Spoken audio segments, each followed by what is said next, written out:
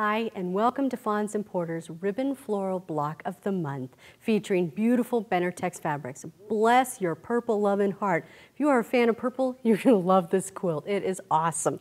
I'm Jenny K. Parks, your host. If you want to know more about me, you can check out my website, jennykquilts.com. This is the first video, and we're going to talk about how to make the alternate blocks and cover some basics that you might need throughout the whole project. So let's get started.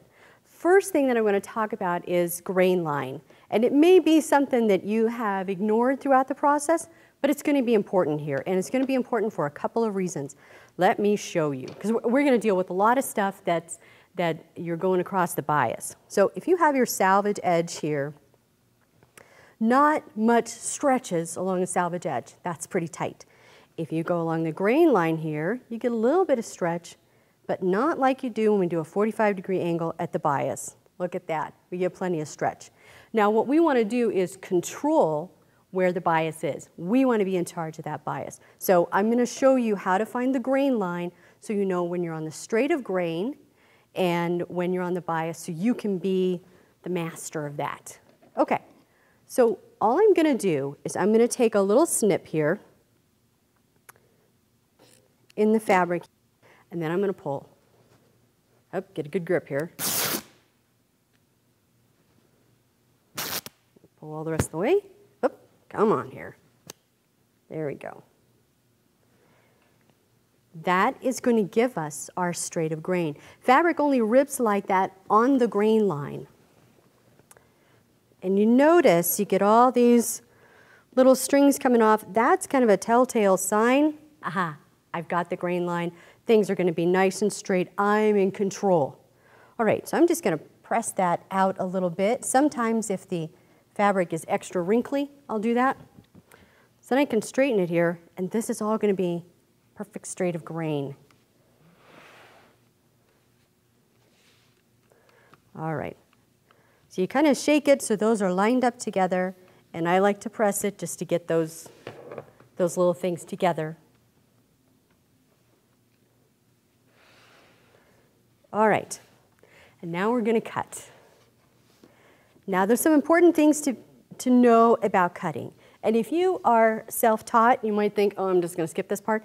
But it might not be a bad idea just to review some basics here. Okay, so I have my cutting mat arranged.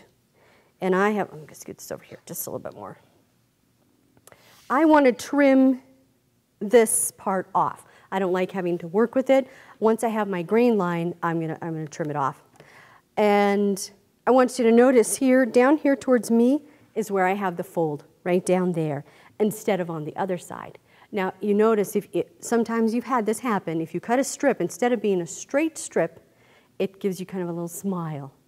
And sometimes that happens like if it's too far to reach, or you've just gotten a little bit off in your cutting. So the way I avoid that or deal with that if it happens is I make the most difficult to reach part down here at the salvage. So I don't need to worry about it. If I get a curve, it's going to be down there at the part I'm going to cut off anyways, right? So I'm going to cut with the fold towards me. So I'm going to line this up here. And I'm also going to give my ruler a little lead way. I'm not going to start it right there at the edge of the fabric, because what happens when you do that is you don't have the confidence to really make your cut to do that. Now I need to hold the ruler securely. So here's my ruler.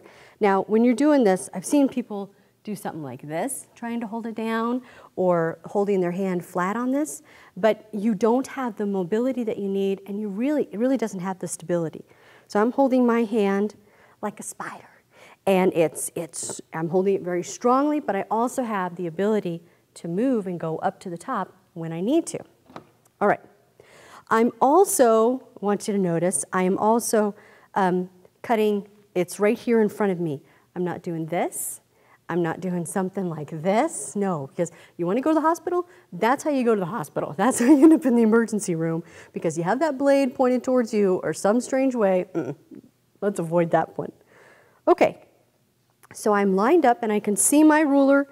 I'm lined up on this mark here at the bottom, and I'm lined up at that mark there at the top.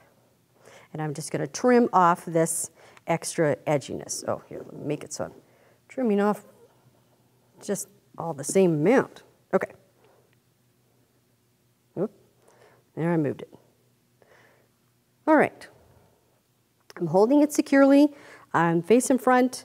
I'm going to get a good head start so I can cut with confidence here. And I'm going to go up about halfway and move my hands. If you have longer arms, you may not have to move it as much as I have to get an accurate cut.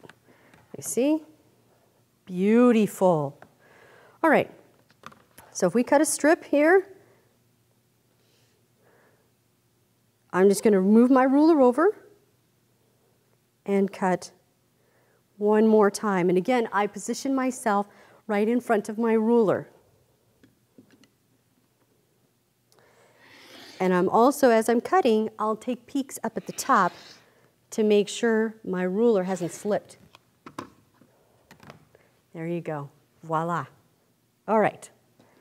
So that's good cutting techniques. Get that off to the side. Okay, so now we're going to make the alternate block. It looks like this. I just love this print in here. It is wonderful. Oh, yes. Oh, I wanted to say one more thing, too. You notice I was cutting there from salvage to salvage. This purple and the other lighter purple that we're going to have to deal with, they are directional. If you continue to cut with the fabric from salvage to salvage each time you make your strips, you can line them all up so they're all going in the same direction. That's part of the illusion with this with this quilt and the ribbons going all around it, is that we have them all going, the fabric going kind of in the same direction, so it gives you a really neat flow all throughout it. There'll be some times where it's going to be challenging to do that, especially with the star blocks, but just try to keep that in mind. So you notice here, I have kind of the circles. They're all going in the same direction around the block. So try to do that and be consistent, cutting from salvage to salvage every time, and that will help you out. All right, so here are the pieces for the alternate block. And I am a big fan. I like to lay it out and make sure I have everything there. So what I would do, sewing this at home, I would lay it out like so, but then I'd make my stacks, right? So however many I needed to make, I would stack those up there so I can just grab and go on to the next one. I'm going to do some chain piecing here. I'm going to do the top and the bottom and press that, and we'll talk a little bit about pressing as well. Okay.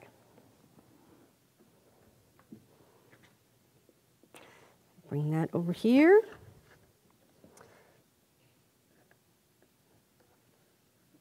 Now I'm using a 1/4 inch foot with a flange. That will be really helpful. If you haven't made that investment yet, or if it didn't already come with your sewing machine, you probably want to get that, especially for this quilt and the foundation piecing that we're going to do later.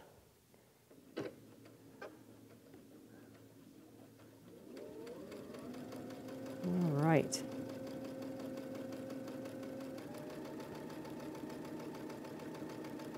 So then if I was doing the whole set, I'd just grab the next block and put it on there.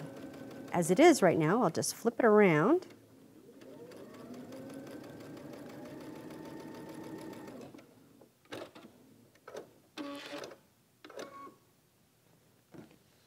And put this one on the other side. Any little steps you can find when you're doing your quilting, the better it's going to be for you. The more routine you can make it, the more consistent your results are going to be. It's like if you have to reinvent it every time, or you have to come up with a new way to do it every time, that's going to be challenging for you. Now here I'm just laying strips. I'm not worried about pinning at all. I'm just laying them out there. If you find that something is a little short or a little shy, you can kind of split the difference. So if one of these panels, if one of these strips was just a little too short, I would center it in the middle, not losing any of the seam, you know, kind of dividing the loss in the seam allowance, and that works out really well. But then if you're finding that to be the case consistently, you may need to go back to cutting. All right. So let me come over here and press this. I like to heat up the seam that I'm going to press.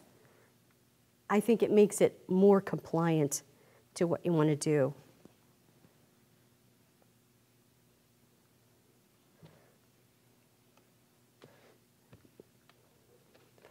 So the other little friend here that we're going to have, which is going to be a good friend to you all throughout this, is going to be starch, or Mary Ellen's Best Press. That is going to be your friend through this entire project. Let me make sure I got these all going the same way. Sometimes when you flip them, it doesn't do that. So you notice I also pressed out. By the time you get to this point, it just works better, like when you're adding borders or strips like that, it works better to press out towards those strips that you just added. And since it also happens to be the darker color, it works out great for us. So yeah, Mary Ellen's Best Press, this is a really good option to use for starching to try to make your fabric behave itself. There'll be some parts that we come across here. I mean, I really want you to starch that, make that really stiff, so it will work really well for you. All right, so we bring that over. See, I've added the top and the bottom, and now we're just going to add the sides. So you would continue doing the same process all the way around and continue to press out. And that's it.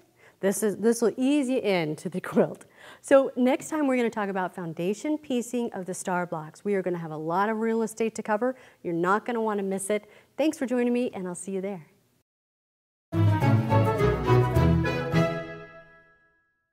This episode of Ribbon Floral Block of the Month is brought to you by Benartex, fabric for quilters by quilters.